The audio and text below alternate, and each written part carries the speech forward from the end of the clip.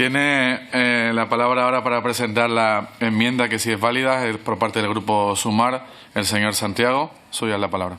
Muchas gracias, señor presidente. El Partido Popular sigue actuando al servicio de la potencia extranjera que nos agredió militarmente en 1898 para apropiarse de Cuba y Puerto Rico. Puerto Rico hoy es una colonia de Estados Unidos, pero Cuba sigue siendo un país soberano donde se habla español y por eso ha sido sometido al más cruel y prolongado bloqueo económico y comercial que ha conocido ningún país del mundo.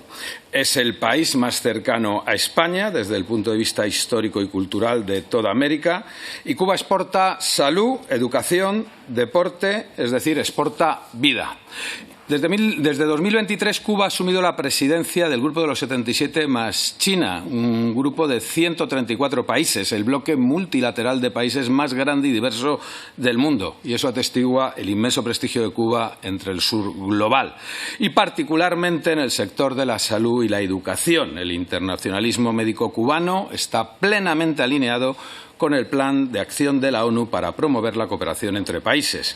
Y en materia de colaboración médica, simplemente en el año 2023 había 23.800 colaboradores cubanos del sector salud presentes en 56 países que en 59 años han atendido a más de 2.000 millones de pacientes en el mundo.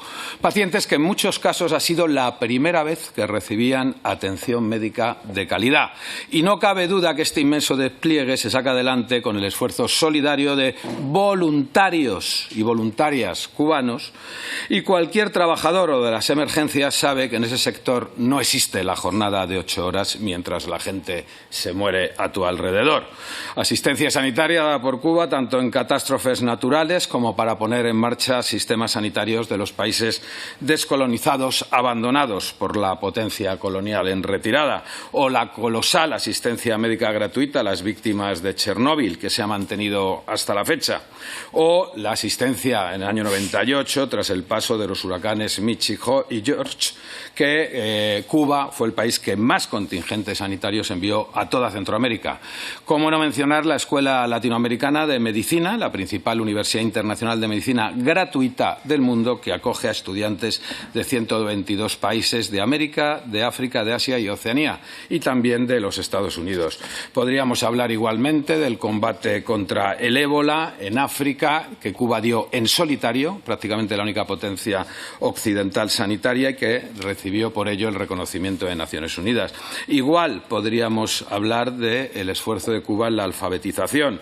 Han sido más de 10 millones de habitantes del mundo los que han sido alfabetizados gracias a este trabajo de Cuba.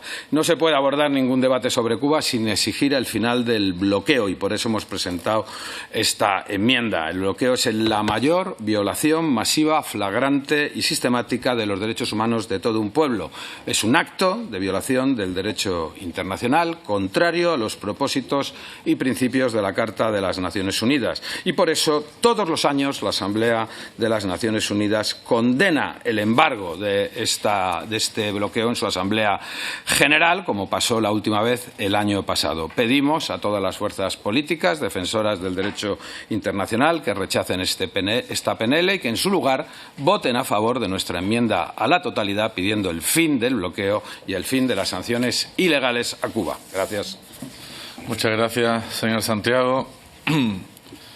Se presenta, como decía, esa única enmienda. Ahora es turno para el resto de portavoces. Comienza, si no tengo aquí dudas, el Grupo Vox. Tiene la palabra el señor Asarta. No. ¿Lo va a hacer usted, señor Flores? La de Cuba la hago yo.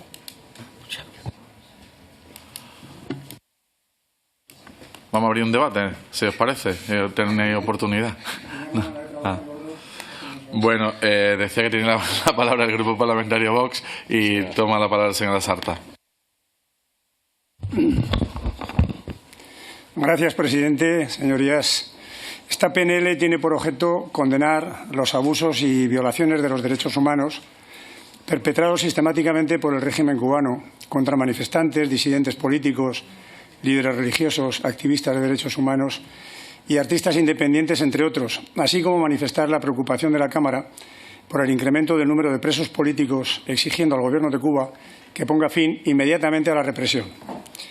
Adicionalmente, la PNL denuncia las condiciones laborales en las que el régimen cubano mantiene a sus trabajadores y cooperantes civiles en el exterior y solicita que, para paliarlas, se facilite el retorno a Cuba de las personas que se encuentran en el exilio y a los profesionales y ciudadanos a los que no permite regresar con sus familiares. Yendo más allá de la clásica condena al régimen comunista de Cuba por su política de represión de la disidencia y de encarcelamiento y tortura de los líderes opositores, la presente PNL se hace eco de las limitaciones y violaciones de derechos y libertades que padece el personal civil profesional, tales como médicos, marinos, profesores, artistas o deportistas, entre otros muchos, que se hallan prestando servicio en el exterior a través del Estado o de sus empresas.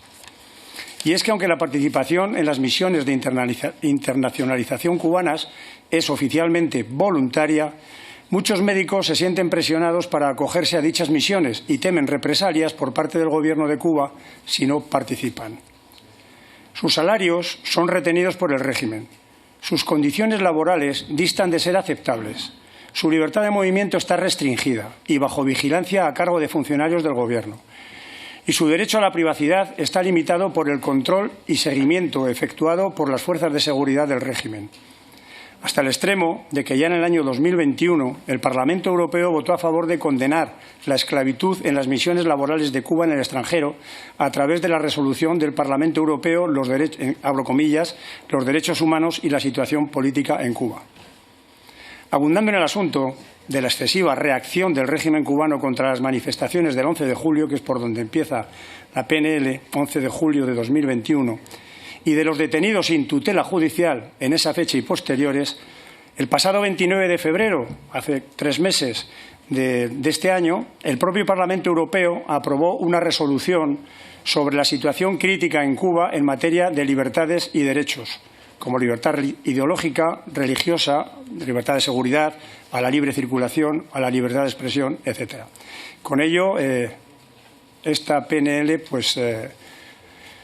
tendrá nuestro voto a favor y con esto termino. Muchas gracias, presidente. Muchas gracias, señora Sarta.